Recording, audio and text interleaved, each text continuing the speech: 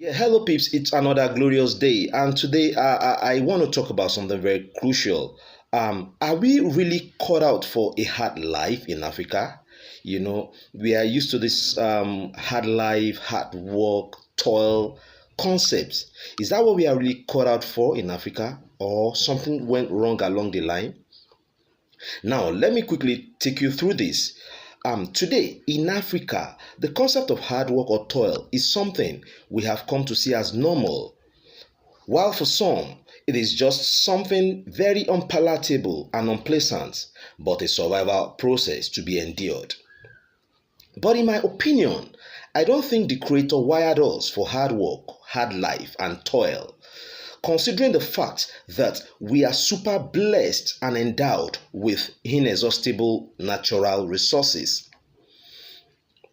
Yeah, I think we are made to coexist with all life and nature for our survival to be a pleasant and enjoyable experience, which is why we have the trees around, plants, animals, the vast waters and ocean, air, sun, the natural resources like gold, diamond, titanium, copper, bitumen, tin, oil, and all the uncountable resources.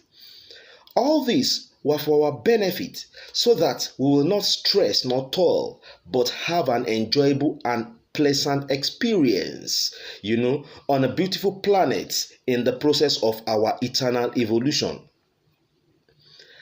But it's a pity that the reverse is now the case, as the sudden invasion of the colonial predators disrupted our natural flow from our simple and easy way of life to a very hard one.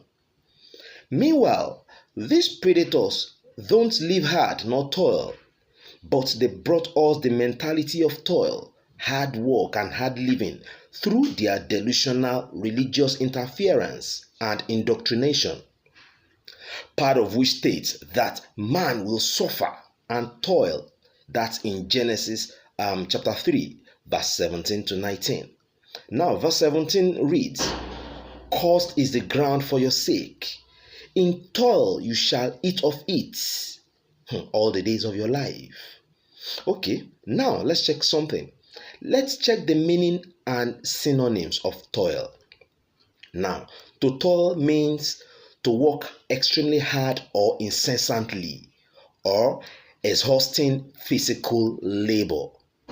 Now, with synonyms such as labor hard, work one's fingers to the bone, work like a Trojan, work like a dog, work day and night, exert oneself, keep one's nose to the grindstone, grind away, slave away, grub away, plow away, plod away, struggle, exertion, grind, slug, blood, sweat, and tears. Okay, I seriously wonder how the all-loving Supreme Creator will sentence its own loving creation and manifestations to such a pathetic fate after blessing them with all the resources and abundance of the universe. Furthermore, check out all of these predators from the eastern hemisphere to the western hemisphere. They don't do hard work nor hard life like us. But it is rather unfortunate that they successfully got our minds entrapped with their delusional religious ideologies, using it to enslave us even till death. Now, another crazy one from Genesis 1:28 to 30 also disrupted our flow and loving coexistence with nature, which says, "Go and subdue the earth and all creation." Go and subdue the earth and all creation. How can we be taught to subdue the nature we are supposed to coexist with? How can we be taught? To subdue the nature we are supposed to cooperate with, show reverence to, gratitude, love, respect, and protect. Now, let's check. To subdue means to overcome, quieting, or bring under control by force, with such synonyms as conquer, defeat, vanquish, get the better of, overpower, overcome, overwhelm, crush, quash, quell, beat, trounce, subjugate, master, suppress, gain the upper hand over, triumph over, tame, bring someone to their knees or something to down, hold in check, humble, chasten, cow. Now you see what it means to subdue and ask yourself, it's that okay? See, they brought their mentality of subdue and conquest, which is their nature, even to creation. And this has given rise to the problem we are facing today on the planet as regards global warming, climate change, and extinction of many species of creatures. The planet is getting out of balance as a result of such ideals. If we only understand the pain of a tree, an animal, a mountain, or anything else in existence the way we know the pain of our own body, we would keep everything very well. We won't have the mind of subdue and conquest and all of this. Yeah, which was actually our own culture before their advent. We were close to nature. We were keeping everything well. And nature was really, really, really with us and speaking with us. Now, Africa would have been much more greater on her own, and we would have evolved faster in our own way because we used to have great science and technology before the advent of these predators.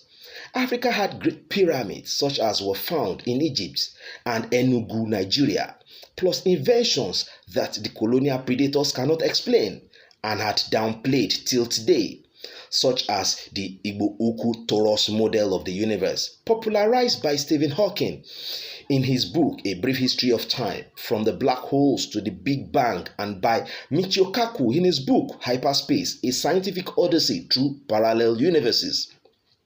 All of these and many more were evidences of our own inventions in cosmology, science, medicine, surgery, mathematics, astronomy, agriculture, arts, music, and spirituality.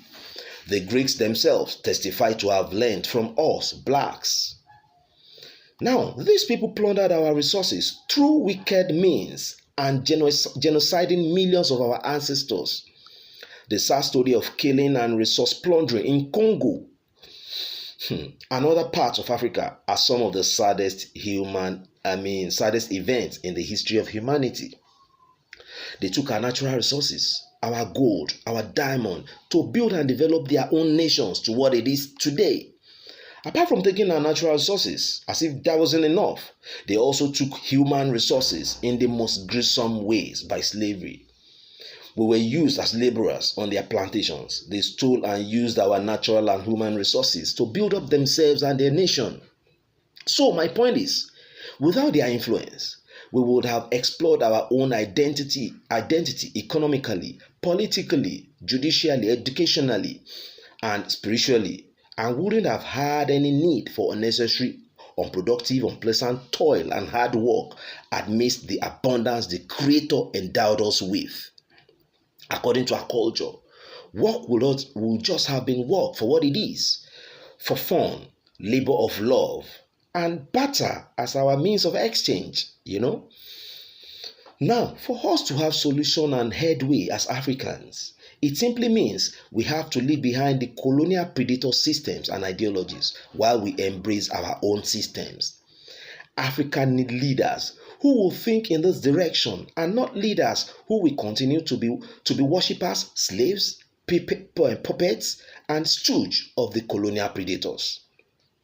Only then will Africa see progress, or else Africa might never see better days again and will continue to be at the bottom rung of everything on this planet, while our children too will keep getting on this mess. Mother Africa, your children are crying. Give us the wisdom and the courage to fight for our own freedom and liberation. Ashe. Until I come your way again, love, bliss, and ecstasy.